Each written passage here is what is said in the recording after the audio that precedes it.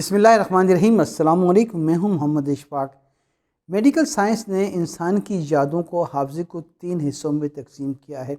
آج ہم اس پہ بات کرتے ہیں کہ انسان کی کچھ چیزیں انسان کو کس طرح یاد رہتی ہیں اور کچھ چیزیں کیوں یاد نہیں رہتی، یا کیوں یاد کرنے کی کوشش بھی کرو تو انسان کے حافظے میں اس طرح نہیں بیٹھتی جس طرح بیٹھنی چاہیے۔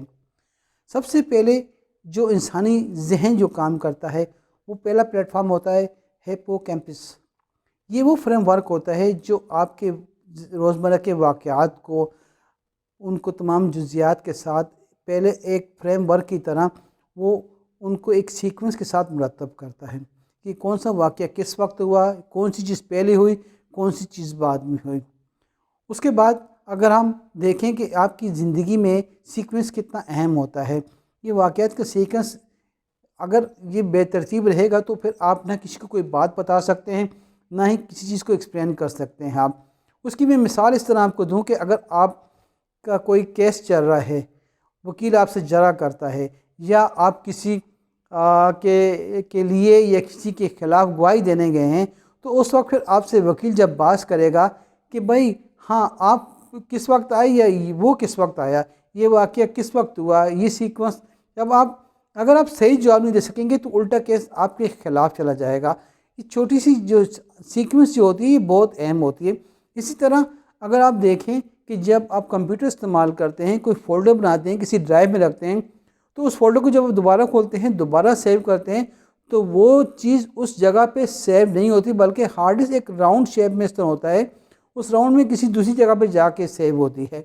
تو جب آپ اس فولڈر کو کچھ دن کے بعد کلک کرتے ہیں تو پھر تمام جو آپ کے حصے ہوتے ہیں اس فولڈر کے اور فائلز کے یا اس ڈاکومنٹس کے، وہ کلیکٹ کرتا ہے۔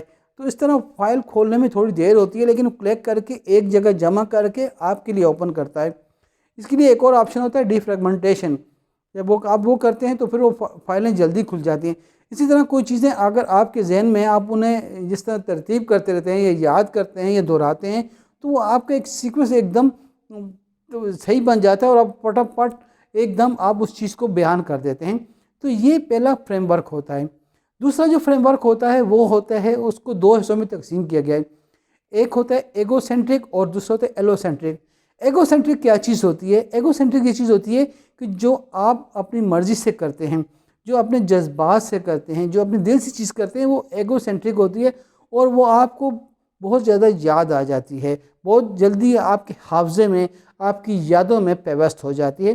جو ایلو سینٹرک ہوتی ہے وہ آپ کی یادوں کے قریب بھی نہیں جانے دیتی، آپ کے حافظے سے بہت دور رہتی ہے۔ جس طرح کہ مثال اس طرح ہو کہ آپ اسکول میں جاتے ہیں، تو جب آپ کو کوئی ٹیچر سبق پڑھاتا ہے، یا آپ یونیورسٹی میں جاتے ہیں تو آپ کو لیکچر سننا پڑتا ہے، وہ لیکچر آپ کے ذہن میں نہیں بیٹھتا، کیونکہ وہ ایلو سینٹرک ہوتا ہے۔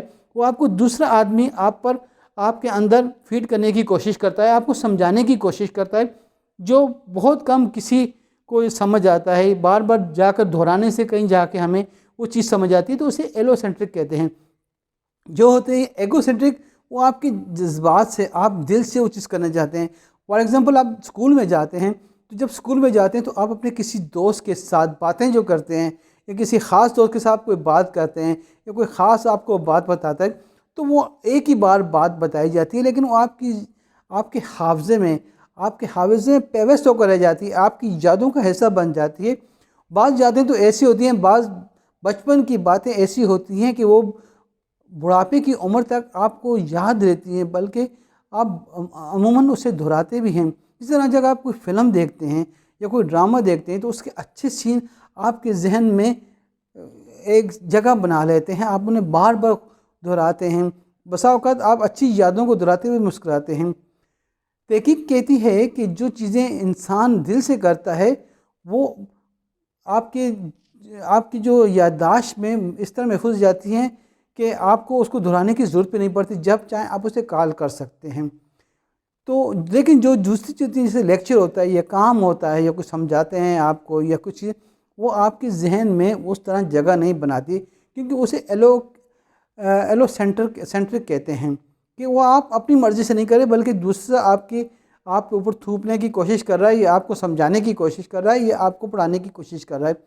اسی طرح ایک چیز اور ہوتی ہے، وہ ہوتے ہیں آپ کے جو کان سے جو آپ سنتے ہیں جو چیزیں، جو آپ محسوس کرتے ہیں، جو آپ دیکھتے ہیں، جو آپ سونگھتے ہیں، یہ چیزیں، یہ تیسرے پلیٹ فارم ہوتا ہے، یہ اس کو بھی آپ کا جو پہلا جو پلیٹ فارم ہوتا ہے وہ اس کو سیکوینس کے ساتھ آپ کے یادداشت میں آپ کے ساتھ ان جگہ پر مربوط کر دیتا ہے، ربط کے ساتھ ایک جگہ پر بنا دیتا ہے، جس سے آپ جب اسے کال کرتے ہیں تو آپ کی آواز، آپ کی وہ تصاویر، آپ کی وہ خوشبو، وہ ہر چیز وہ ایک ساتھ آپ کو سیکوینس میں لا کے آپ کے سامنے کر کے ایک فلم کی طرح، یہ ایک کسی بھی ڈرامے کی طرح، یا کسی ایک خوبصورت تحریر کی طرح وہ آپ کے سامنے لے آتا ہے۔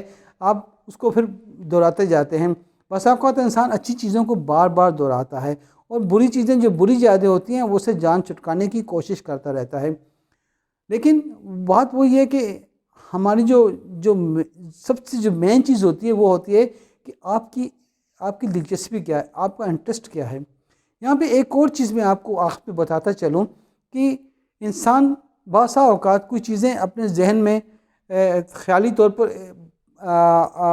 اس کی تصویر بنا لیتا ہے، اور پھر وہ کیا ہوتا ہے کہ وہ تصویر حقیقت بن کے اس کے ذہن میں سما جاتی ہے۔ جیسے ایک مثال ہے کہ میاں بیوی یا بہن بھائی یا کوئی بھی جب گھر سے باہر جاتے ہیں تو بیوی خاوند کو بولتی ہے کہ آپ نے دروازہ، پوچھتی ہے کہ آپ نے دروازہ بند کیا، تو خاوند کہتا ہے ہاں میں نے بند کیا۔ پھر 2-3 بار پھر پوچھتی ہے تحقیق کے لیے، کہتا ہے نہیں میں نے بند کر دیا۔ لیکن جب وہ واپس آتے ہیں تو دیکھتے ہیں کہ دروازہ کھلا ہوا ہوتا ہے۔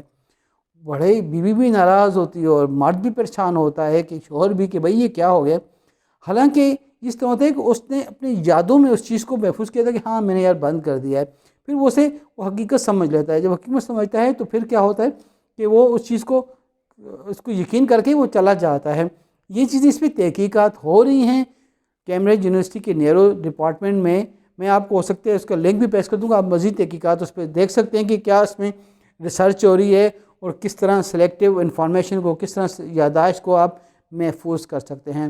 ناظرین، آج تک کے لیے اتنا ہی۔ انشاءاللہ پھر کسی دوسری ویڈیو میں دوسرے موضوع کے ساتھ آپ کے سامنے آؤں گا۔ آپ سے گزارش ہے کہ مہربانی کر کے میرے چینل کو سبسکرائب کر دیں۔